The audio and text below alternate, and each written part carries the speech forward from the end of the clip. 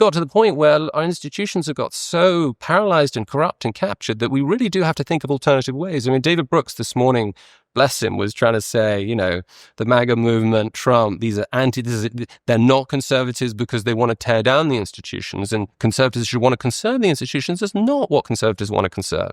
Conservatives want to conserve timeless principles. Right, the valuable things. Exactly, and institutions are the vehicles and the instruments for implementing those timeless values. And if those institutions have shown themselves, however long they've been around, however noble they may seem to be, but if they've shown themselves to be completely incapable of implementing those values, quite the reverse, eroding them, then the conservative position is to pull them down.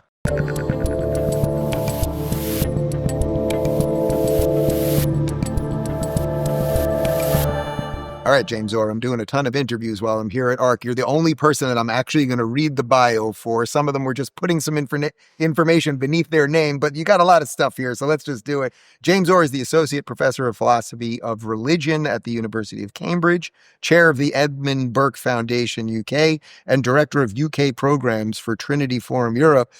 That kind of sums up what this whole ARC conference is about, doesn't it? It does. Little political, little philosophical, little religious, little of everything. Yeah, I think so. And that kind of delicate tango between the institutional and the networked, and how we think about, was it one of the speakers on the first day was invoking Neil Ferguson's metonymy, that distinction between the square and the tower.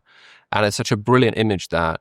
And I think, yes, the power of networks, what networks can do, but they can't be without institutions. So networks need an anchoring unit, I suppose, in institutions. But yeah, I think you're right. This gathering does testify to the strength of networks, and all the kind of superpowers that networks have, particularly networks of relative kind of minorities, high levels of trust.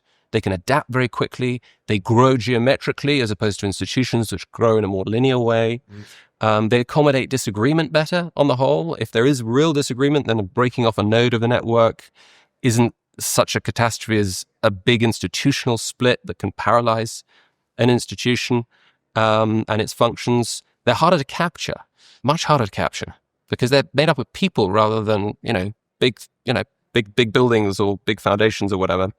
And I think crucially, they're invisible to the naked eye. This is why historians have actually, until Neil, have been so bad at picking them up, because you've got to go through complex correspondence relationships, and this guy went to this school with this guy, and went drinking with this guy. They're harder to spot, and so harder to take down, harder to target. And so I think what's great about ARC is that it understands all those advantages. It's not deliberately trying to just say, let's tear down all the institutions. It's trying to renew the institutions.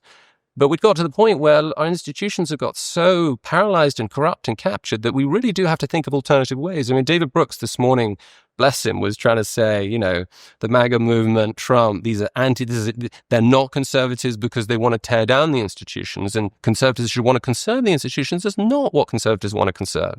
Conservatives want to conserve timeless principles. Right, the valuable things. Exactly, and institutions are the vehicles and the instruments for implementing those timeless values. And if those institutions have shown themselves, however long they've been around, however noble they may seem to be, but if they've shown themselves to be completely incapable of implementing those values, quite the reverse, eroding them, then the conservative position is to pull them down. So I wasn't in the main room when David Brooks was speaking, so I didn't hear that line, although it doesn't surprise me from David Brooks. But even that, him being up there and saying that, which is clearly counter to, I think, what most people here believe, that sort of shows the strength of ARC in the first place. I think that's absolutely right. I was doing an interview with Times Radio last night. I don't know already why I agree, but they were trying to just frame it. It's just this sense far right. I did too with them. They did the same thing with me. Well, I never learned. I never learned. Yeah. But one of the points I made, I said, look, we would love to have more left-leaning people along, but they just don't accept the invitation. And I think it was important to have a figure like David Brooks there, because first of all, it shows that we're not frightened of the other side. We're not frightened of critiques of our own position. We're willing to be open to intellectual diversity, if you want to use the D word in this context, if it's not been so diseased already, because it shows generosity, it shows a breadth, and it shows the kind of openness that is essential for any kind of free inquiry. Imagine the equivalent on the left, right? You're not going to get they're much, much less open to conservative speakers going along and pricking their bubbles. You're not going to get. They're much less willing to have liberal speakers speak. Precisely. Forget conservatives. Absolutely right. And so I would have thought we've got a big coalition here, ranging from what classical liberals right up to conservatives, and I like actually plenty of more reactionary types as well. I mean, I'm not quite sure what you call them. They're not conservative in as much as they want to tear a lot of stuff down, but for the reasons I was explaining earlier, that may be the most authentic conservative position in some situations. Yeah. Is that the strange tension that might exist in the subset here? That do you go in and reform these things? If we were to look at a list of 100 institutions, is it maybe that 70 need to be reformed, 30 need to be burned? Could reverse those numbers? That probably is like the most granular question being asked, or the most literal question. Yeah, I think that's right. I mean, one of the points that David Brooks made or tried to make was that, he visited Africa and he'd seen all the good that American dollars had done with the AIDS crisis there. And now, Trump was tearing all of that up. Now, look, okay, maybe that's valid criticism. I don't think it is. Why? Because I think if you go in and if you got a sort of a system that is so corrupt and diseased, part of the problem with that system, as I understand it, USAID, is that it was doing good things, like the work in Africa, no doubt, in the 80s and 90s and so on. But that in a way, it was a bad thing because it was masking the terrible stuff, the terrible waste and abuse and fraud on the American taxpayer that it was, as it were, permitting for decades. So I think the idea is, rather than just pull the plaster off just a little bit, just rip the whole thing off, just tear the whole thing down. And yes, start again, but slowly, and work out a system that is more transparent and is better equipped. If you've got to the point where an institution has shown itself to be just completely unsuited for its purposes and for its founding aims and ideals, just burn it down, salt the earth, and work out how you build things up again. Have you seen any institutions, important institutions, that have not been infected by this woke thing? I mean, even I'm doing an Oxford debate in a couple of days. Oxford or Cambridge, or you mentioned to me right before we started, Jordan Peterson had been invited. We were on tour when he got the invite. I had never seen him so happy to be a visiting fellow it was at the Divinity School, The faculty, right? Divinity at Cambridge. Yeah. And he got invited. Then there was backlash and they disinvited him. Eventually, I think you mentioned about a year and a half later, that got reversed. Yeah. But the point is, all of these institutions, the things that we thought would never be touched, it seems to me have been touched. It's a great question. I think in the UK context, a quick answer to that would be to say there are almost no institutions that have been completely untouched by this cultural revolution. One plea I would make in defense of Oxford and Cambridge is that the rot has spread more slowly, first in other UK universities, and certainly more slowly than seems to be the case with the Ivy League. One of our advantages in Oxford and Cambridge is that we're a lot poorer than, Harvard seems to be basically a hedge fund with the university. Yeah, exactly. We are not, and what that means is the leadership tends to be more sensitive to legal liability and reputational risk. The other interesting feature of a unique feature of the architecture of power in Oxford and Cambridge is that they are medieval universities. So unlike in America and in Germany, where you've got these basically campus-based universities, Oxford and Cambridge is really a basket of quasi-autonomous colleges that really have a lot of power and really run their own thing.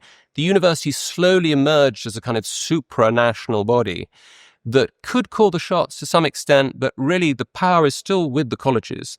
Why is that important? Well, it's important because it shows that in any intellectual culture or any culture at all that values true diversity, freedom, it's important for there to be those sort of poles of disagreement.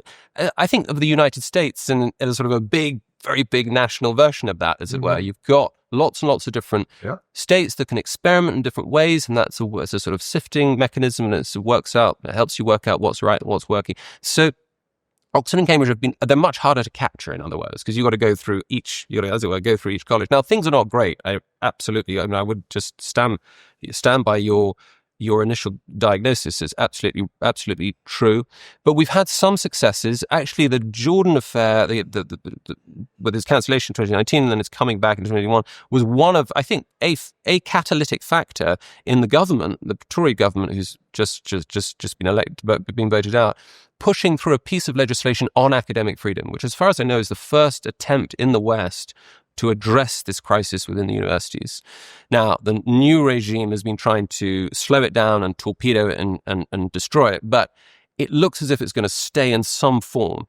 And that's encouraging. I mean, no conservative wants the state to be intruding on the intellectual culture of the university. But again, it is a conservative position for the state to act when it should act in order to ensure that institutions are recalled to their founding ideals. And that was an interesting example of that. It was a big debate on the right here in the UK. Do we really want to do this? And it was an interesting moment in the emergence of a kind of British new right that the victory went to those who said, we can't just be small state conservatives anymore. If we're going to confront these problems, we've got to learn how to wield power when we've got it. Right. So, and that really would be the difference between a conservative and a libertarian in some sense. And that's what the right seems to be grappling with right now. Do we ever protect anything, even when we have to unfortunately use the government? The reactionary right, and again, you mentioned some of them are represented here, they're all for that. The more libertarian right or the conservatives, the liberals maybe don't want to do it as much, but this is what conservatism, wide tent conservatism is grappling with. That's I couldn't have put it better myself. That's exactly right. I mean, Hamilton talks a lot about, the importance of a muscular government. It doesn't mean a big government. Actually, it may be the case, right, as I think we're beginning to see in the United States, that a smarter and more effective government is in fact a smaller government. Yeah. That doesn't mean it's a less powerful government or a government that's not, as it were, making sure that everything is running right. You want an efficient government if you're going to have a smart and effective government. And that will probably mean a smaller government than the governments that we've got at the moment. Let me ask you one other thing, which is I've asked everybody the same exact question. I've gotten fairly similar answers, I would say. We're clearly hopeful in America right now. And I think most of you guys are looking at us across the pond and going, boy, there is a lot of hope for America. And maybe some of that can translate here. Do you think it can translate here? I do. And in fact, I know that it can because we're feeling it already. A lot of the conversations that I've been having at ARC, a lot of the speeches I've been hearing at ARC, you can feel that kind of infectious enthusiasm coming from across the pond. I mean, a year ago, I would be lamenting with my right-wing British friends, isn't it just so depressing that we're now just loyal colonials of the 51st state, just wondering what Sleepy Joe is going to do next, But now I'm thinking, gosh, vassalage, I think we could live with this. We'll be happy to take our orders from the imperial metropole. But no, seriously, what's happening over there, it's shifting the parameters of the politically possible. Things are happening. No one, you could not, in our election in July last year, in July 2024, you could not be talking about cuts to the civil service. You could not be talking about waste and abuse. You could not be talking, it was all about fiscal headroom. How do we get more taxes?